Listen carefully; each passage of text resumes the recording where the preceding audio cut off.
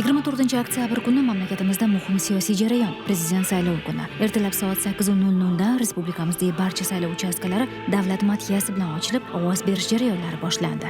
Biz hozir poytaxtimizda Mirzo Ulug'bek tumani Alisher Navoiy mahallasi 59-saylov uchastkasidamiz. Bugun ertalabdan O'zLiDePdan prezidentlikka nomzodi ko'rsatilgan Shavkat Mirziyoyev o'z oila a'zolari bilan ushbu saylov uchastkasiga keldi.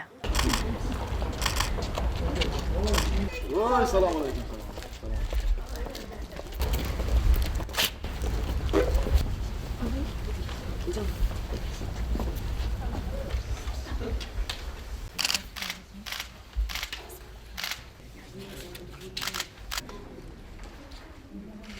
Prezidentlikka nomzod Shavkat Mirziyoyev fuqarolik burchini ado etib, o'zi va saylash huquqiga ega barcha oila a'zolari bilan ovoz berdi.